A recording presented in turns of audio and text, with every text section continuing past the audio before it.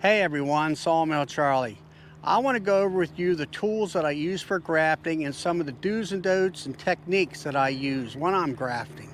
The first thing I want to talk about is the grafting tool, which is the Chinese grafting tool which I use. And here are the two type. I want to get up close to the camera here. The top one here is the one I like. It's completely enclosed in plastic. The plunger is made out of plastic. And then this one here is, the spring is exposed, the plunger is made out of wood, and I just found that this not to be a very good tool. Another thing that you need to do is take your thumb and you bring the tongue down, and when it hits your thumbnail, it should flex relatively easy. That will give you what you really want. And you need to buy about 12 of these at a time because they're all going to be different as far as the flexibility of the tongue, even though it's from the same manufacturer.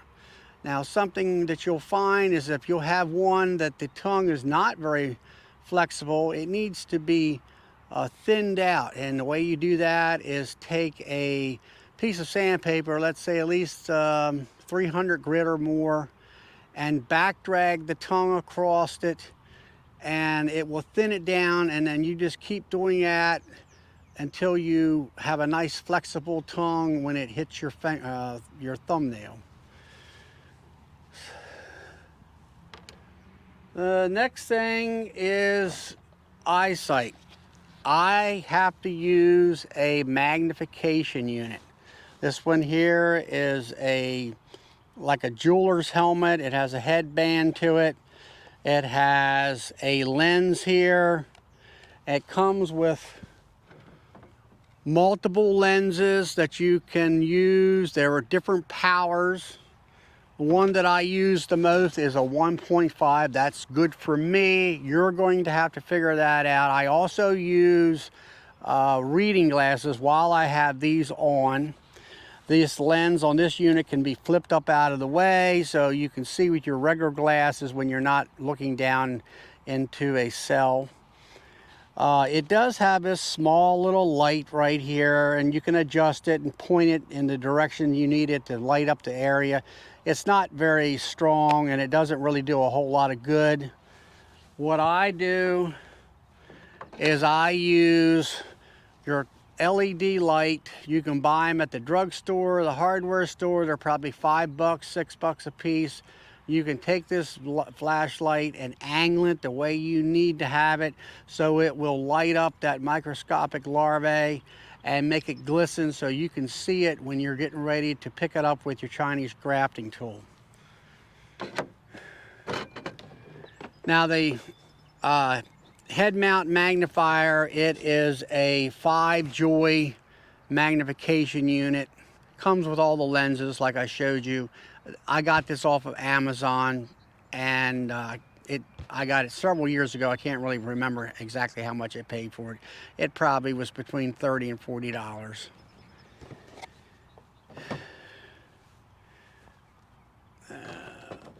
The next thing I use is a grafting easel. Now, I bought this from a guy who was getting out of the grafting, and it has this frame here that you can put your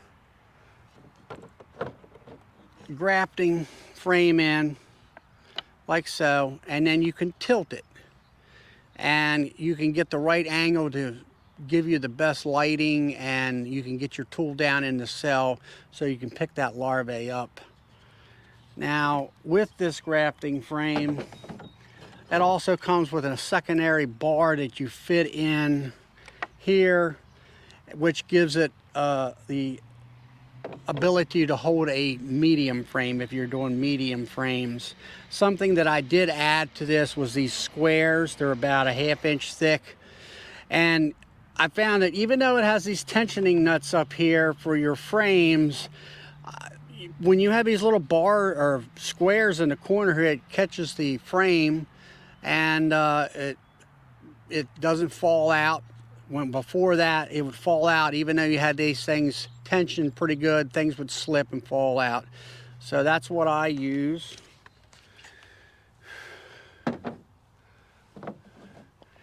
I use a standard grafting cell frame. These are JZBZ cell bars, and these are the JZBZ cell cups. I'm going to go over here and bring them up to you. There's a cup right there, and you'll see the little, so I dropped one. You'll see the little round ring sticking out, or edge, and that is what you kind of push into the wax when you put it on the frame to put it in your two frame mating boxes. Now these bars will hold 15 of these, and these are also JZBZ bars, and you can buy them individually. I bought a couple of them to try them out. They work well. They hold 15 cups. That's not that you have to use all 15, depending on how many cells or queens you want. If you are looking to get, let's say, 10 queens, I would graft at least 15, depending on how many you would need, because you're not going to get 100%. The last graft that I did, I got around 80% success rate, which is high, and it's good. If you can hit 80 or 90, you're doing well. But if you're just starting out, just go out and graft and do the best you can. And if you get 5 out of 20 cells grafted, at least you got 5 cells, and you're also learning. And it just takes practice to get better at it and knowing what age larvae you're trying to find in your donor hive. And I'll get into that here in a couple seconds. Now, like I said about the right age larvae, this will be your donor hive grafting frame. You're going to go in and you're going to look. In most cases, you know, here is the brood pattern with the brown here. Let's say the outer edge is eggs. Right below that, you're going to find, I'll say, puddles of royal jelly, but you really can't see the larvae floating in it. That is the correct age that you're going to graft. When you put your magnification unit on, then you'll be able to see those larvae in there. I mean, they're going to be almost microscopic. If you go beyond that, then you will start to see the larvae floating in the jelly, and it'll look like a C in there. And those are too old. The bees will not turn them into queen cells because of their age. You're looking for a larvae that's only, let's say, no more than about 12 hours old. And the bees are not going to put royal jelly in a cell unless there's a larvae in there. So that way, you know, if you can't see the larvae, you know it's really there. It's just almost microscopic. And of course, beyond the big larvae that you can see with your naked eye or with glasses on like I have, then you have cat brood afterwards. So that's the determination of where you want to graft at. It just takes practice. Just jump in there and do it and see what you can get achieved. And after you put it in a cell builder, you can take a grafting frame, put that in your cell builder, and go back and, let's say, 2 to 3 days and pick that frame up very carefully and very smoothly. Do not bump it at all. And if you see the cocoon starting to form around the bottom edge of the JZBZ cup, you know that those cells that you have grafted are accepted. Another thing, back to the bee brush. You want the premium bee brush. This one happens to be a Man Lake. The bristles are very soft. This is not the brush that you get when you first bought your starter kit. Those are the $6 brushes which have stiff bristles. You want to go into your donor hive and get your grafting frame here that you want to graft from. Of course, it's going to be full with bees. Well, all of us go out there and we normally, if we want to get the bees off, all we do is shake it off and give it a good swift shake in midair and they all fall off.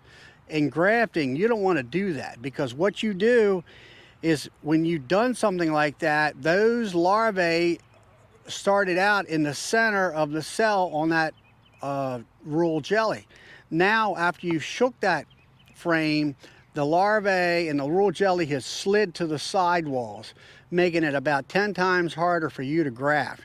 So bring this frame up out of your donor hive, get that bee brush, and then what you want to do is you want to flick the bees off in this kind of a motion. You don't want to brush the bees off because it'll just roll them. So flicking the bees off is the way to go.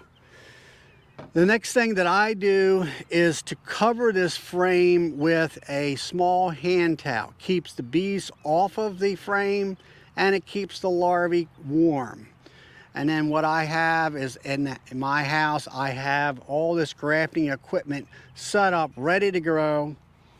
And all I do is I walk in, take the towel off, put the frame in my easel, and I start grafting. Another tip,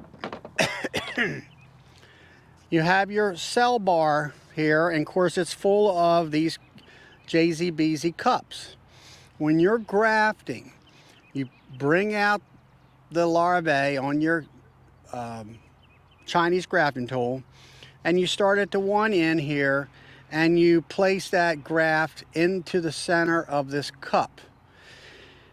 What I do is I take a small cloth, I put water on it, and I actually put it in the microwave for, let's say, 15 or 20 seconds. It warms the water up on that cloth. So then I lay the cloth over top of the JZBZ cup. It keeps that larvae warm. It also helps mark your place on this bar so you don't miss a cup, because they're very small and it's hard to see what you've done. So you just keep advancing the cloth along as you keep putting in the larvae in the cups. And then take these and then put them on your grafting frame. And once I get them on the frame, I cover them back up with that towel, and then I hold the frame upside down so the cups are sticking up. That way there won't be any chance of the larvae being shooken out of the cup. Then take that frame over to your cell starter and put it in that hive very slowly and cautiously, and don't hit it, and then leave it there. And like you say, you can go there 3 days later and see whether you have any cells that have been accepted. And that cell builder, I'm not sure if I went over this in the past, it has to be a queenless hive. So you want to make a nuke that has capped brood, no open larvae, and no eggs. Open larvae can be older open larvae that they will not turn into cells for queens. And but the main thing is it has to be queenless, so they focus on these cells that you put in to make queen cells. So that is pretty much all I can tell you at this time. The main thing is just go ahead, jump into it, do the best you can. And it's like riding a bicycle. You just have to do it and do it and do it. And as time progresses, you will get better at it.